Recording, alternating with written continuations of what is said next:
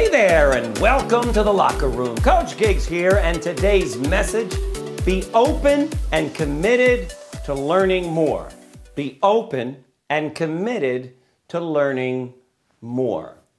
According to studies, the average person at the age of 30 does very little, if anything at all, to learn and to grow and to expand what they already know.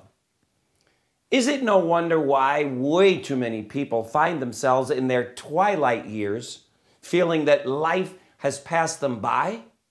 I believe that a big part of it is because we stop learning and we stop growing and we fall into this rut. I see it a lot. Remember this, like a plant and like anything that is living and breathing, if it's not growing, then what will it do? It will die. And while we as humans might not physically die by not growing and learning, what we do die, or what does die, is all those potential dreams and opportunities that have now passed us by because we haven't committed to a life of learning. This to me became very, very real many years ago when the founder of our company looked at me one day and he said, "Sonny, I never see a book in your hands." I said, "Well, Chief, I have tapes. I listen to these books on tapes." He said, No. I want you to read. I want you to put a book in your hands and never let it out of your hands. Well, when the founder of our company told me to do that, naturally, I had this enormous respect for him. What did I do? I set out to learn and to read. Well, here's the problem in my case. Because I didn't grow up in an environment where my parents were readers, I wasn't.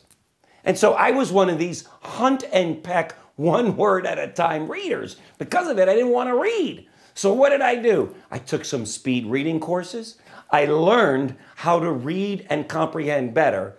And needless to say, I went from someone who never read a single book after school, high school, to someone who now I have probably 10 books going at once.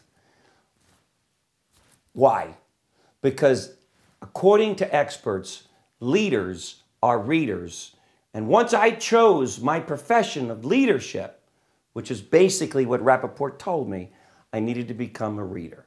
And so I want to encourage all of you today to be committed to learning more, growing more, so that you can live your best life. Learn more about your profession and how you can do better in it. Learn more about yourself personally and why you do what you do. Learn more about other people. Learn more about everything you could possibly learn about, and I'll guarantee you, you'll be living your best life.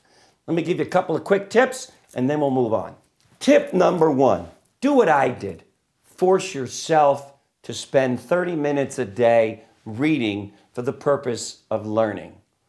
My daughter, as an example, was raised with books in her hands. We used to go to the bookstore every single Sunday like religion. Every Sunday we went to the bookstore.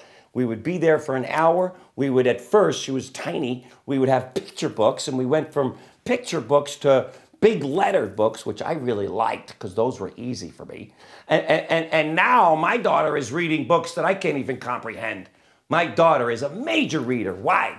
Because when she was a little girl, I took her to the bookstore and we would buy books every week.